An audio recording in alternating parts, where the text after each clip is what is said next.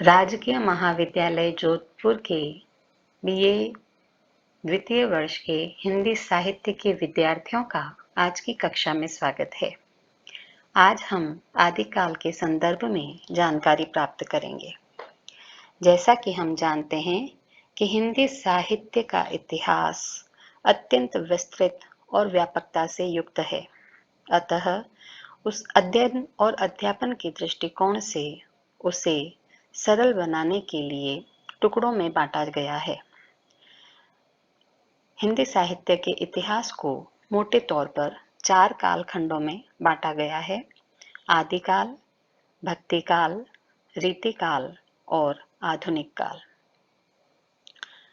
आदिकाल के संदर्भ में आचार्य शुक्ल का मत है कि विक्रम संवत 1050 से लेकर विक्रम संवत 1375 तक, अर्थात महाराजा भोज के समय से लेकर हमीर देव के समय से कुछ पीछे तक आदिकाल की समय सीमा को माना जा सकता है।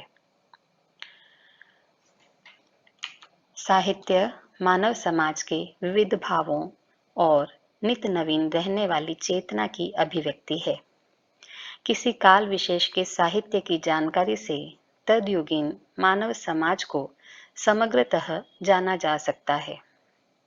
दूसरे शब्दों में यह कहा जा सकता है कि किसी काल विशेष के साहित्य में पाई जाने वाली प्रवृत्तियां तत्कालीन परिस्थितियों के सापेक्ष होती है। आदिकालीन साहित्य की प्रमुख प्रवृत्तियों से परिचित होने से पूर्व तत्कालीन राजनीतिक, धार्मिक, सामाजिक, सांस्कृतिक स्थितियों का आकलन करना अनिवार्य है। सर्वप्रथम है राजनीतिक परिस्थितियां। राजनीतिक दृष्टि से यह काल युद्ध और अशांति का काल था। भारत के इतिहास में यह काल राजनीतिक दृष्टि से वर्धन साम्राज्य के पतन से प्रारंभ होता है और यह हिंदू सत्ता के क्षय और इस्लाम के उदय की करुण कहानी का काल है। सम्राट हर्षवर्धन ने यद्यपि दृढ़ता के साथ उन आक्रमणों का सामना किया, किंतु वह प्रबल आंधी को रोक नहीं सका और उसकी मृत्यु के पश्चात भारत की संगठित राज्य शक्ति पूरी तरह छिन्न भिन्न हो गई। अनेक राजपूत राज्य अस्तित्व में आए, किंतु वे भी इस्लाम का प्रतिरोध करने में असमर्थ रहे और वे सब इस्लाम साम्राज्य की सीमाओं में सिमटने को विवश हो गए।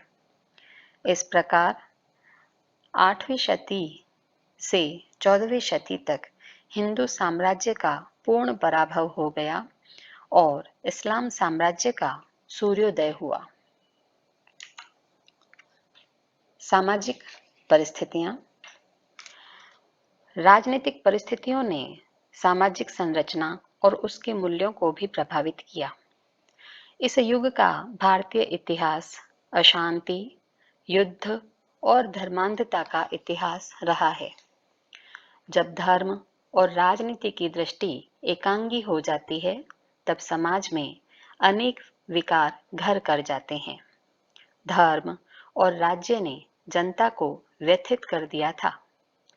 युद्ध के समय उन पर आक्रांताओं तथा विदेशी राजाओं के अत्याचार बढ़ जाते थे।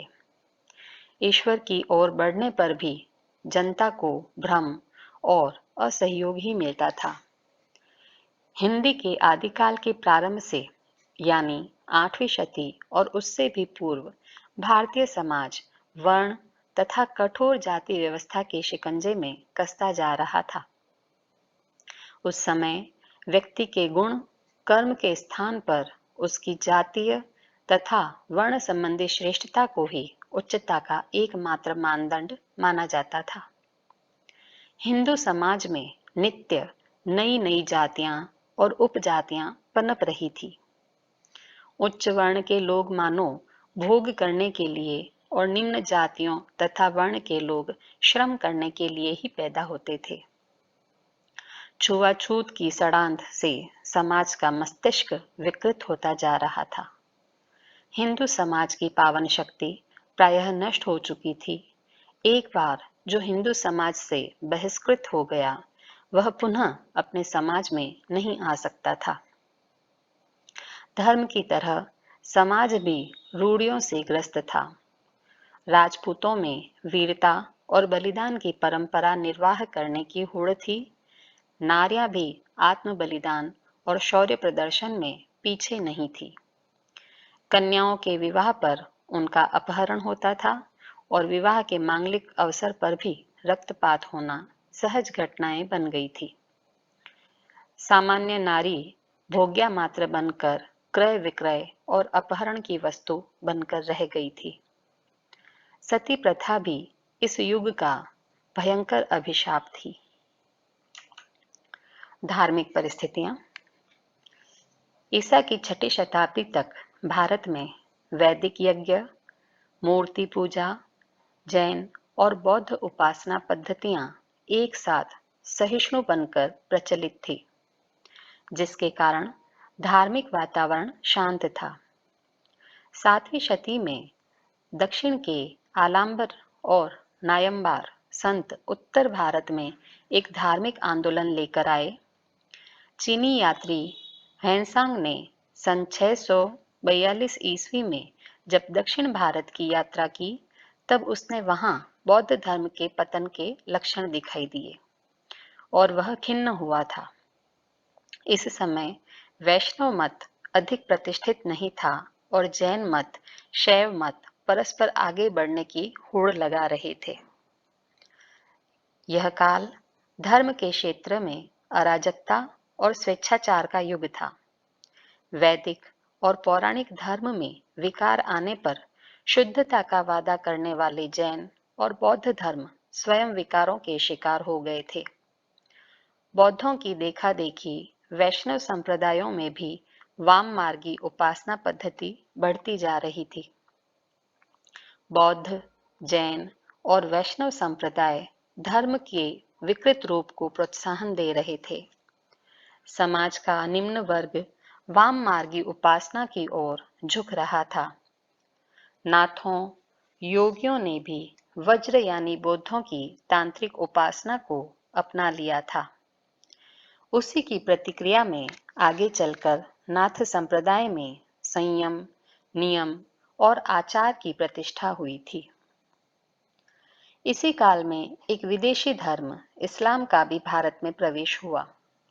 अशिक्षित जनता के सामने भारत के विभिन्न धर्माचार्य अपनी अपनी ढबली, अपना अपना राग आलाप रहे थे। बौद्ध सन्यासी योग चमत्कार दिखा रहे थे। वैदिक और पौराणिक मतों के समर्थक खंडन मंडन की भूल भुलैया में उलझे हुए थे। जैन मत पौराणिक आख्यानों को नए ढंग से गढ़कर जनता पर प्रभाव जमा रहा था। वैष्णवों की धार्मिक कथाएं जैन कथाएं बनती जा रही थी।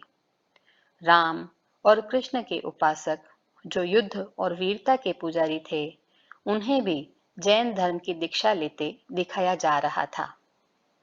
जैन आश्रमों में बौद्धों का वामाचार प्रविष्ट होने लगा था। कुल मिलाकर मूल धर्म के तत्व सभी मतों में लुप्त हो गए थे। सांस्कृतिक परिस्थितियां। हिंदी साहित्य के आदिकाल का प्रारंभ उस समय हुआ जब यहाँ भारतीय संस्कृति अपना चरम उत्कर्ष प्राप्त कर चुकी थी, और आदिकाल की समाप्ति उस समय हुई जब मुस्लिम संस्कृति का भारत में डंका बजने लगा था। इस प्रकार आदिकाल हिंदू संस्कृति और मुस्लिम संस्कृति के परस्पर संक्रमण तथा उत्थान पतन को व्यक्त करने वाला काल कहा जा सकता है। जब मुसलमानों की संस्कृति ने भारत में प्रवेश किया, तब यहाँ विभिन्न जातियों, विश्वासों और आचारों विचारों में समन्वय का विकास हो चुका था। हर्षवर्धन के समय में ही सहिष्णु बौद्ध संस्कृति को राष्ट्रव्यापी आधार प्राप्त हो गया था, जिससे छोटे मोटे झगड़े शांत हो गए थे और स्वाधीनता और राष्ट्रीयता के भाव सुदृढ़ होने लगे थे। सभी कलाओं में चित्रकला, संगीत, मूर्ति, स्थापत्य में राष्ट्रीय गौरव को अभिव्यक्ति मिलने लगी थी। स्थापत्य कला में मंदिर निर्माण धार्मिक सद्भावना का द्योतक था। इसी काल में भुवनेश्वर, खजुराहो, पुरी, सोमनाथपुर, वेल्लोर, कांची, तंजौर आदि स्थानों पर भव्य मंदिर बनाए गए। आबू का जैन मंदिर देलवाड़ा भारत के स्थापत्य का अद्वितीय उदाहरण है। यह भी इसी काल में 11वीं शती में निर्मित हुआ। प्रत्येक हिंदू का जीवन धर्म पर आधारित था। वह संगीत, नृत्य, मूर्तिकला, चित्रकला आदि में अपनी धार्मिक आस्था को अभिव्यक्त करता था। अरब इतिहासकार अल बेरूनी ने इस संबंध में लिखा है कि वे अर्थात हिंदू कला के अत्यंत उच्च सोपान पर आरोहण कर चुके हैं। हमारे लोग अर्थात मुसलमान जब उनके मंदिर आदि को देखते हैं तो आश्चर्यचकित रह जाते हैं। वे न तो उनका वर्णन कर सकते हैं न वैसा निर्माण ही कर सकते हैं। महमूद गजनवी भी भारतीय संस्कृति के उत्कर्ष पर मुग्ध था। यह विडंबना ही थी कि महमूद गजनवी ने विजय के रंग में आकर कला के उन अनेक केंद्रों को ध्वस्त कर दिया। राजपूत राजाओं ने उन सांस्कृतिक केंद्रों की रक्षा करने का प्रयास किया, किंतु वे अपने राज्य और व्यक्तिगत गौरव को बचाने में ही अधिक व्यस्त रहे। साहित्यिक परिस्थितियां। इस काल में साहित्य की 3 धाराएं बह रही थी।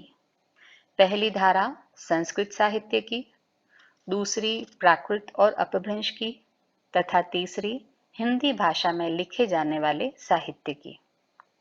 9वीं से 11वीं शती तक कन्नौज और कश्मीर संस्कृत साहित्य रचना के केंद्र रहे। इस काल में आनंदवर्धन, अभिनवगुप्त, कुंतक, क्षेमेंद्र, भोजदेव, मम्मट, राजशेखर, विश्वनाथ, भवभूति, श्रीहर्ष तथा जयदेव आदि आचार्य, नाटककार और कवि तथा गद्य लेखक हुए।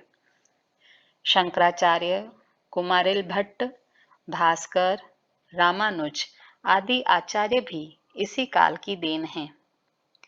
इसी काल में जैनाचार्यों ने अपभ्रंश में संस्कृत के पुराणों को नया रूप दिया। इन जैन आचार्यों ने प्राकृतिक अपभ्रंश के साथ पुरानी हिंदी को भी माध्यम बनाया। देश के पूर्वी सीमांत पर सिद्धों ने अपभ्रंश के साथ लोक भाषा हिंदी में रचनाएं प्रस्तुत की। इस काल का साहित्य राजाश्रय और लोकाश्रय में फला फूला। राजाश्रय में संस्कृत साहित्य, धर्माश्रय में अपभ्रंश साहित्य और लोकाश्रय में हिंदी साहित्य का विकास हुआ। संस्कृत कवि काव्य और शास्त्र के विनोद में मस्त थे। प्राकृत अपभ्रंश के कवि धर्म प्रचार में लगे थे। केवल हिंदी ही इस काल की ऐसी भाषा थी जिसमें तत्कालिक संपूर्ण जीवन की झांकी मिलती है। आज की कक्षा में इतना ही लेंगे।